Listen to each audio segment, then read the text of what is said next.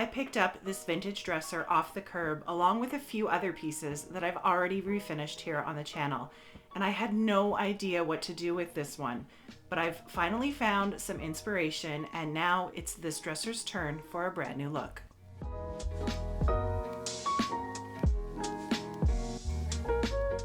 When I first grabbed this dresser, I thought it was a little bit older. It definitely has some Art Deco vibes to it, but after seeing how it's constructed, I can tell that it's more modern than that. I adore this trim across the top, and these beautiful wooden poles are keepers for sure. I have visions of a really dark, rich color on this piece, and I'll be playing around with some Redesign with Prima Decor transfers on it too. But before I can really get to work on the new finish for this piece, I need to give it a thorough cleaning. So I started out by removing all of the handles, and I always pull the drawers out of my pieces and take a second to look at how they're constructed. These drawers are dovetailed and solid wood. I've also started labeling my drawers as I pull them out of the dresser so that I can make sure that they go back in the correct spot. In the time you spend deep cleaning a piece of furniture, you will often get to know it pretty well.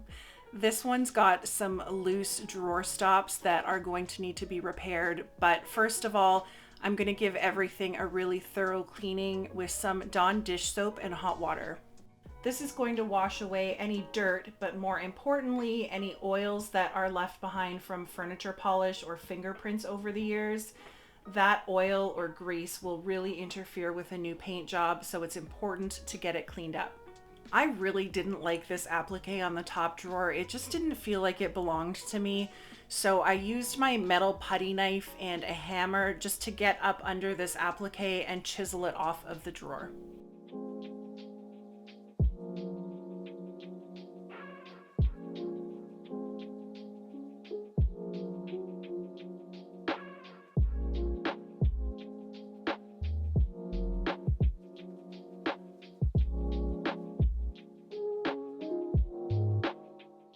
Next up, to fix the broken drawer stops in the back of the dresser, I just put a tiny dot of wood glue under them and then hammered them back in place with a couple of finishing nails.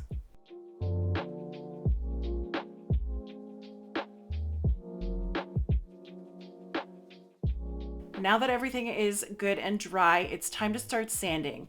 I'm using my Surf Prep 3x4 electric ray sander here with some 120 grit sandpaper. This sanding serves a couple of different purposes.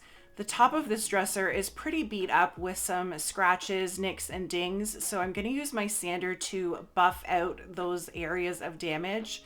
I'm also sanding to remove any loose spots of this original finish, and anything else is just going to get a nice scuff up so that my paint has a little bit of texture to really grip onto this piece. To get into these finer details, I decided to add one of Surf Prep's foam sanding abrasives to my sander. This is really going to help me contour around all of these details without grinding anything flat.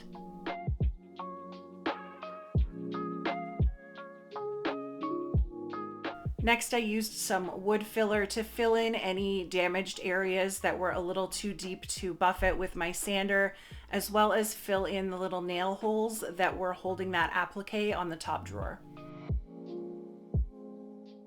I used a lightly damp, clean rag just to wipe away any sanding dust that I had created, and then I was ready to apply my primer.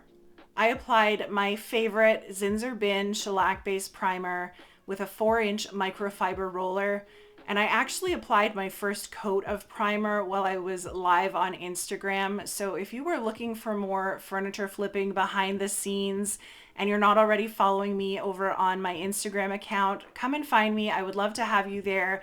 And I'm planning on going live a little more often to give you guys a chance to chat and ask me questions in real time.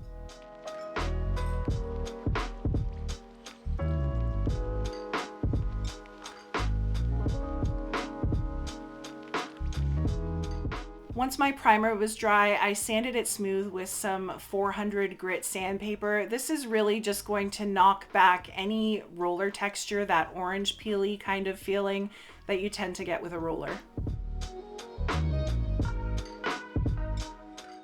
Now I'm ready for paint, and I am starting out with some Country Chic paint in the color Pea Coat. It's a really beautiful dark navy color. I added some paint into my HVLP pneumatic spray gun, and then I added just a splash of water. I don't have any measurements for this. I just do it by feel. Once I had my paint and my water in there, I screwed on the lid and gave it a good shake to mix. And I'm very excited to let you know that Country Chic is generously offering all of my subscribers a savings of 10% at countrychicpaint.com when you use code Katie Scott at checkout. You can find more details about that offer down in the description box.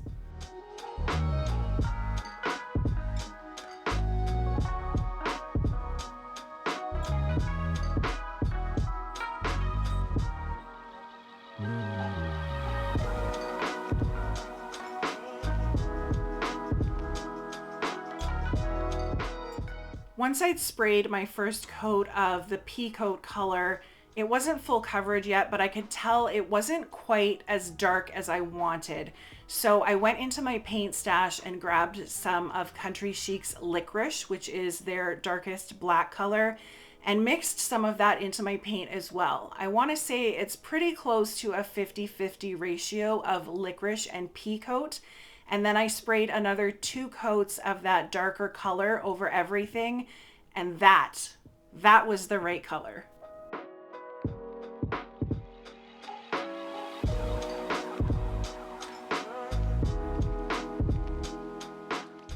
A few hours later, once my paint was dry, I was ready to seal everything up for some protection.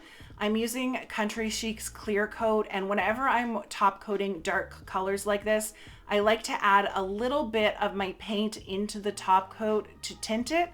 That really helps reduce the chance of streaking or blotchiness with top coats. Once I had that tinted top coat mixed up, I poured it into a clean gun and sprayed 2 quick coats over everything.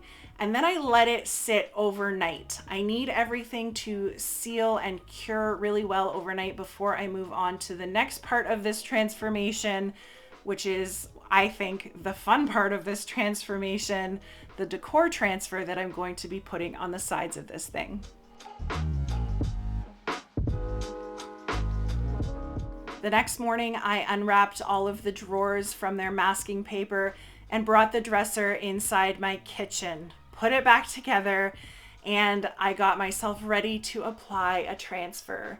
I actually won these Redesign with Prima Elegance and Flowers transfers through an Instagram giveaway that they did a few weeks ago. But when I saw the pattern of this with all of the florals and the beautiful cranes, I just couldn't help myself. I am so excited to try this out. These transfers are kind of like a giant rub-on tattoo. They come in a roll, and the bigger patterns come in smaller sections. Basically, there is the transfer, which is sticky on this clear film, and then there's a protective paper on the back to keep the transfer from sticking to anything else or picking up any dust. I lined up all of the pieces of the transfer on the floor so that the patterns matched up and I wasn't trying to guess where things went. And then I actually put the dresser over on its side because I figured it was easier to work on a flat horizontal surface than trying to fiddle around with this while it was standing up straight. I also put some green painter's tape around the panel where I wanted to put the transfer so that I didn't end up with any image stuck in spots where I didn't want it. Then I lined up the transfer along the bottom edge of the panel and gently peeled away this protective backing paper and stuck it down. I should also mention that if you're going to use a chalk style paint or clay-based paint like I used on this dresser, you do want to seal it first. These transfers prefer to stick to a smooth, slick surface, and you may have a really hard time getting them to adhere to a porous, chalky texture like bare chalk paint. Once I had the transfer where I wanted it, I used this wooden rubbing stick that comes in the kit to start transferring my image onto the dresser.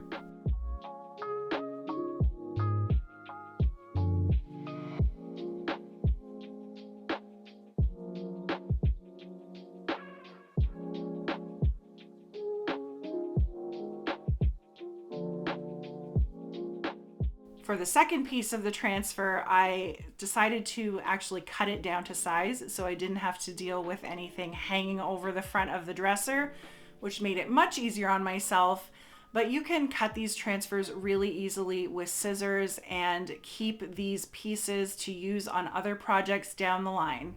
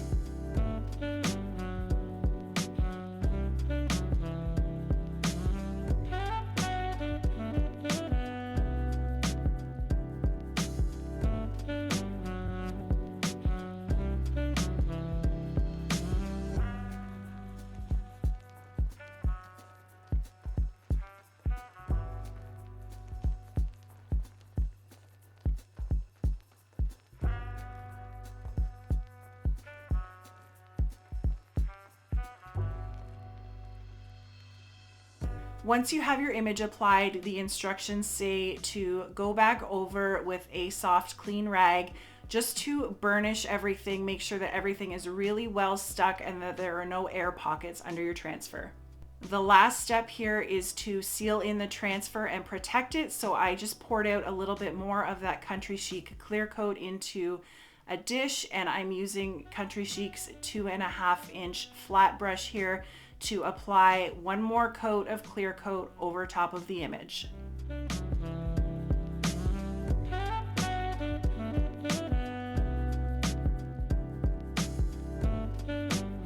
While that last coat of clear coat was drying, I took my handles outside. I had originally painted them the same color blue as the rest of the dresser, but after seeing the transfer, I thought that this antique brass metallic spray was going to be a much better fit. And I did also trace around the edges of this panel with a gold Sharpie just to clean up my messy edges. Next time I'm going to be more careful with that.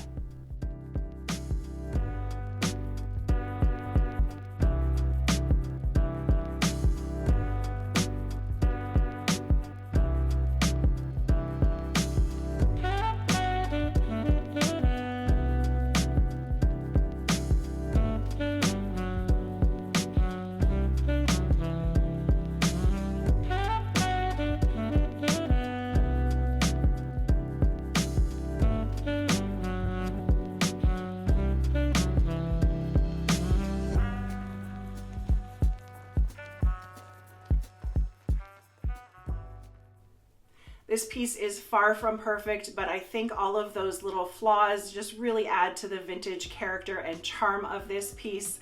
I had so much fun stepping outside of my typically more minimalistic design box this week, and I hope you guys did too.